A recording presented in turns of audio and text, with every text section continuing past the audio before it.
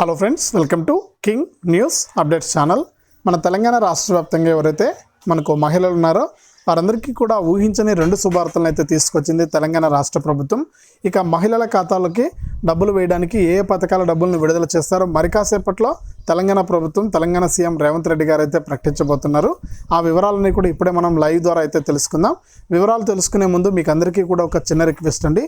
ఇంకా ఎవరైనా సరే మన వీడియోను లైక్ చేయకుండా ఉంటే వెంటనే ఈ విధంగా లైక్ బటన్ ఉంటుంది, ఇక్కడ స్క్రీన్ పైన చూస్తున్నారు కదా, లైక్ చేసేయండి వీడియోను. అలాగే తెలిసిన మీ వాళ్ళందరికీ కూడా పక్కనే షేర్ బటన్ ఉంది, మీ బంధువులకు దోస్తులందరికీ కూడా ఈ వీడియోను షేర్ చేసేయండి.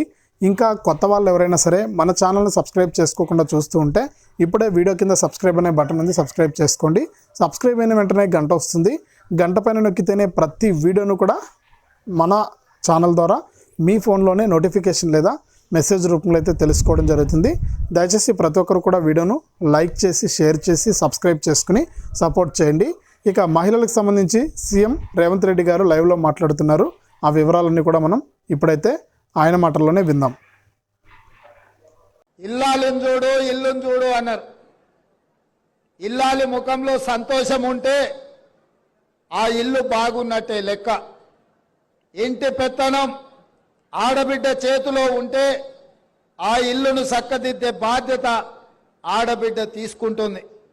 అందుకే ఈరోజు ఇందిరమ్మ ఇండ్లు తెలంగాణ రాష్ట్రంలో దాదాపుగా 4.5 లక్షల ఇండ్లు 22,500 కోట్ల రూపాయలతోని పేదవాళ్ళు ఆత్మగౌరవంతోని బ్రతకాలి, ఇందిరమ్మ ఇల్లు ఇవ్వాలి అన్న ఆలోచనతోని ఈరోజు ఈ కార్యక్రమం తీసుకున్నాం. ఈ ఇందిరమ్మ ఇల్లు ఇంటి ఆయన పేరు మీద కాదు, మా ఆడబిడ్డల పేరు మీదనే ఇయ్యాలి అని చెప్పి ఇవాళ మన ప్రభుత్వం నిర్ణయం తీసుకున్నది. ఇంటి పెత్తనమే కాదు, ఇంటి పట్టా కూడా ఆడబిడ్డ పేరు మీద ఉండాలి. మీరు అనుకుంటే సాధించలేనిది ఏమీ లేదు. ఇవాళ నేను మీ స్టాళ్ళు చూసినా, మీ నైపుణ్యం చూసినా, మీ కష్టం చూసినా, మీ మార్కెటింగ్ చూసినా, మీ ఆడబిడ్డలందరితోని, సంఘాలతోని, సభ్యులతో నేను మాట్లాడినా. వాళ్ళతో మాట్లాడాక నాకు ఒక మాట అర్థమైంది. మీరెంత మంచి ఉత్పత్తి చేసినా మీకు అమ్ముకోవడానికి ఒక మంచి వ్యాపార కేంద్రం లేదు. ఇవాళ రేపు బట్టలు షాపింగ్ మాల్స్, చెన్నై మాలు, ఆ మాలు, ఈ మాల్ అని పెద్ద పెద్ద లైట్లు పెట్టి వాళ్ళు అమ్ముకుంటారు. కానీ మా ఆడబిడ్డలు అమ్మాలంటే ఎక్కడ ఏమీ లేదు. అందుకే ఈ వేదిక మీద నుంచి మా అధికారులకు ఆదేశాలు ఇస్తున్నా, రాబోయే నెల రోజుల్లో శిల్పారామం పక్కన మా ఆడబిడ్డలు ఉత్పత్తి చేసిన ప్రోడక్ట్స్ అమ్ముకోవడానికి 100 షాపులు మీకు పెట్టించి మీ ఉత్పత్తులు రాష్ట్రం కాదు, జాతీయం కాదు, అంతర్జాతీయ స్థాయిలో మీ ఉత్పత్తులు అన్ని అమ్ముకునే విధంగా మీకు. అదేనా ఈయన ఈ బోడిగాడ ఆయన నైపుణ్యంతో గట్టే గట్ల ఏడ్చింది, మేడిగడ్డ గుంగింది, అన్నారం పగిలింది. అందుకే నిజమైన నిపుణులతో సూచన తీసుకోండి. ఈ మాత్రం తెలివితేటలు అవునాయన 5 సార్లు అడిగినాము, 4 సార్లు పర్యవేక్షించారు, వాళ్ళు ఇచ్చిండ్రు, మధ్యంతరం ఇస్తే ఉన్నది కూడా కూలింది అంటే సస్తర్రా మీరు. దాన్ని పూర్తి స్థాయిలో సూచనలు చేస్తామని వాళ్ళు చెప్తున్నారు. మరి ఆ మాట కేంద్ర ప్రభుత్వాన్ని అడగాలి కదా. ఎన్డీఏసీ కేంద్ర ప్రభుత్వ పరిధిలో పనిచేసేది కదా. చంద్రశేఖరరావు మోడీని ఎందుకు అడుగుతలేడు?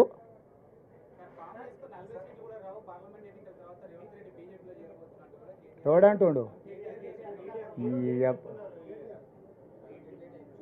ఇప్పుడు కేటీఆర్వి అన్ని పొరంబోకు మాటలు, ఊర్లలో ఆవరగాళ్ళు ఉంటారు కదా, చెట్ల కింద కూర్చొని పొంకనాలు కొడుతుంటారు.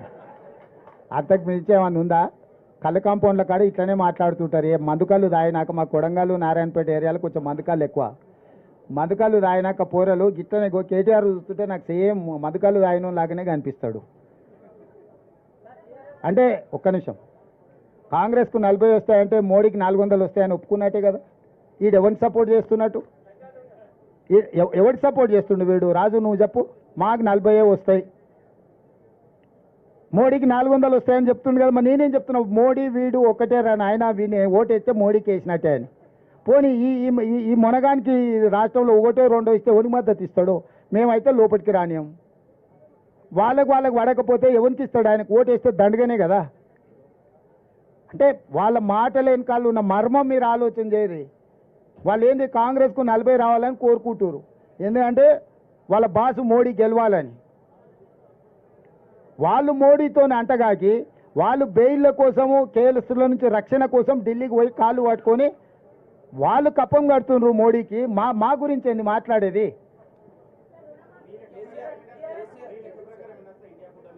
ప్రభుత్వం ఏర్పాటు చేస్తానని వస్తాయి. డేట్ చెప్పిన ఇప్పుడు ప్రభుత్వం ఏర్పాటు చేస్తానని వస్తాయి.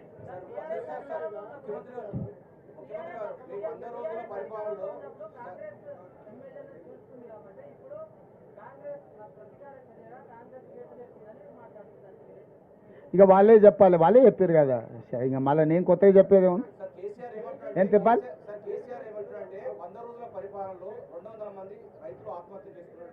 పేర్లు చెప్పమను, పేరు ఊర్లు ఇవ్వమను, నష్టపరిహారం ఇద్దాం. 200 నెంబర్ చెప్పుడు కాదు, పేర్లు వాళ్ళ వివరాలు ఇవ్వమను. తప్పకుండా ప్రభుత్వం నుంచి వాళ్ళని ఆదుకుందాం.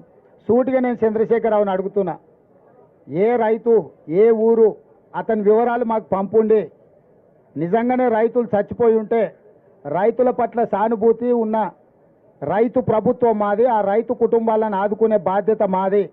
200 కుటుంబాలను ఎన్నికలైన మరుక్షణం సచివాలయానికి పిలిచి వాళ్ళని ఏ రకంగా ఆదుకోవాలో మా ప్రభుత్వం నిర్ణయం తీసుకుంటుంది. చంద్రశేఖరరావు గారికి 48 గంటలు సమయం ఇస్తున్న చనిపోయిన రైతుల 200 మంది రైతుల వివరాలు ప్రభుత్వానికి నివేదిక రూపంలో ఇవ్వాల్సిందిగా నేను వారిని కోరుతున్నా.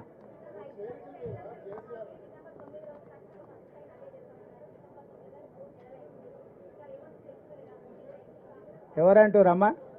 ఎవరంటారు? మీరు ఎందుకంత సీరియస్గా తీసుకుంటారమ్మా? ఆయనను ఎందుకంత 10 ఏళ్ళు ఆయన లక్ష ఇస్తాను 10 ఏళ్ళు అయినా ఇవ్వలే, ఇంకా అన్నీ బకాయిలు ఉన్నాయి.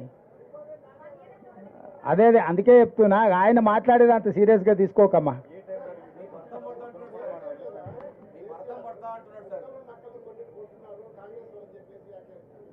వాళ్ళు కూడా అన్నారు అదో గుంటనక్క, ఆ మాటలు మేము పట్టించుకోమని. ఇంకా వాళ్ళ ఇష్టం ఏదన్నా అనుకోని మనకెందుకు.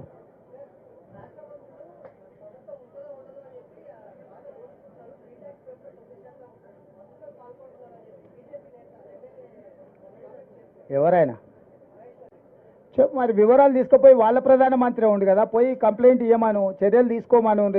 మన బాండ్స్ బయట పడ్డాయి కదా, ఎవరికి ఇచ్చారు, దొంగలెవరు దొరలెవరు, మన బాండ్లు బయట పెట్టంగానే బయటకు వచ్చింది కదా. మొదట వాటికి సమాధానం, ఈ రాష్ట్రంలో వాళ్ళే దొంగలని చెప్పిన వాళ్ళందరూ అత్యధిక బాండ్లు వాళ్ళ పార్టీకే ఇచ్చారు కదా. లిక్కర్ దొంగల నుంచి కాంట్రాక్టర్ల వరకు అత్యధికంగా చీకట్ల కోట్ల రూపాయలు ఇచ్చింది వాళ్ళకే. ఇంకా కూడా వాళ్ళు నీతిమంతులాగా మాట్లాడుతున్నారు. ఏం చేస్తాం, కర్మ. రైట్.